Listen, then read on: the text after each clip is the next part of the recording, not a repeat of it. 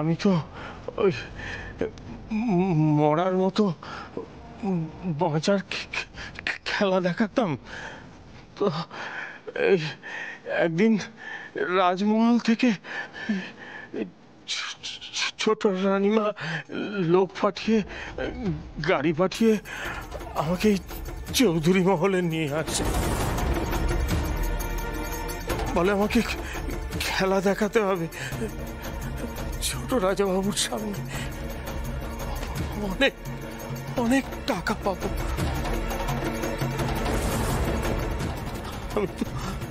আমি তো গরিব মানুষ, টাকার অভাবে আমি টাকার লোভে রাজি হয়ে গেলাম। খেলা দেখালাম, খেলা দেখিয়ে টাকা নিয়ে গা ঢাকা দিলাম।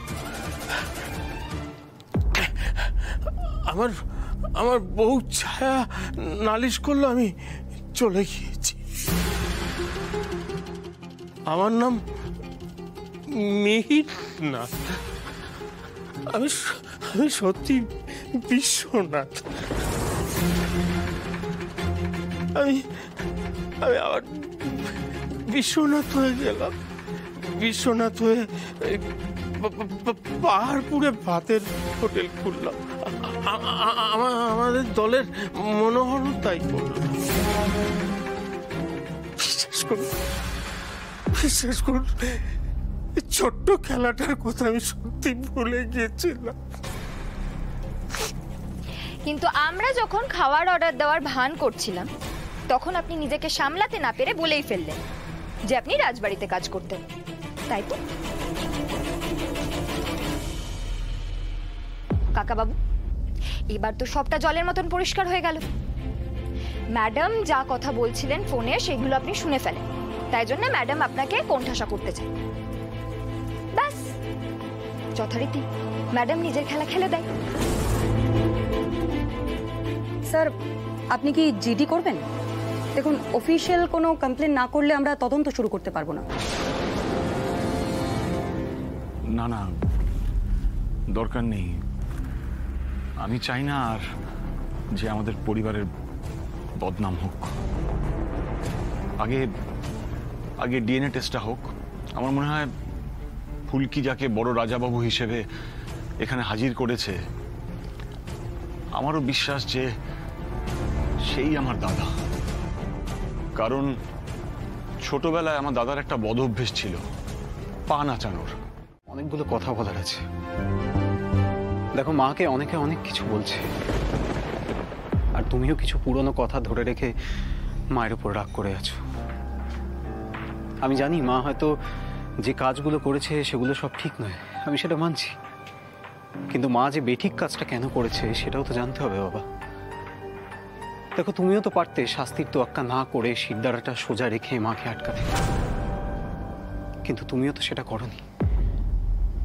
তাই দেখো, দোষ যেমন দুজনের আছে, তার পেছনে কারণও আছে। বাবা বাবা, আমি তোমাকে অনুরোধ করছি বাবা, তুমি আর মা দয়া করে নিজেদের মধ্যে কথাবার্তা বলে বোঝাপড়া করে না প্লিজ।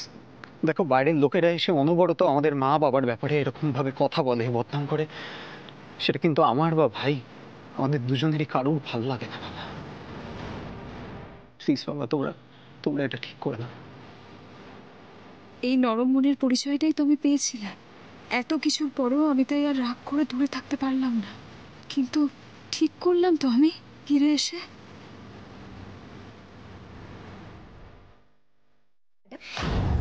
কি দেখছেন?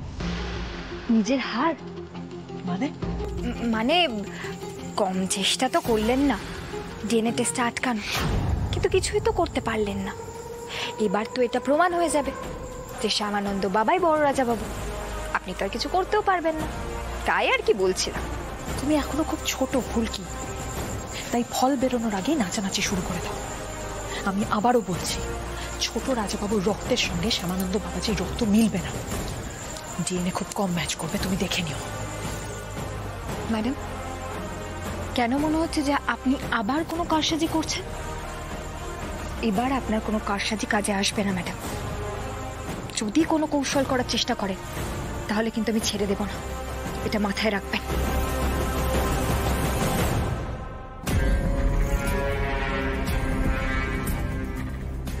এবার তো এটা প্রমাণ হয়ে যাবে যে শ্যামানন্দ বাবাই বড় রাজা বাবু। আমাকে যেভাবে হোক একটা উপায় বার করতে হবে ডিএনএ টেস্টের রিপোর্টটা পাল্টানোর, নয়তো আমি তো সব দিক থেকে শেষ হয়ে যাব।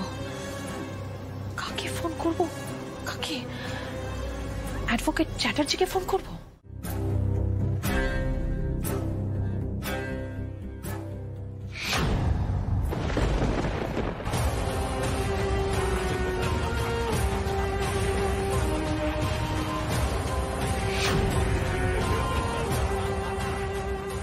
কি তুমি আবার হুইল চেয়ারে যে? এটা কি আমায় নতুন করে কোনো প্যাচে ফেলার মতলব? ডিএনএ টেস্ট হয়েছে তো কি আমি বলছি রিপোর্ট ম্যাচ করবে না?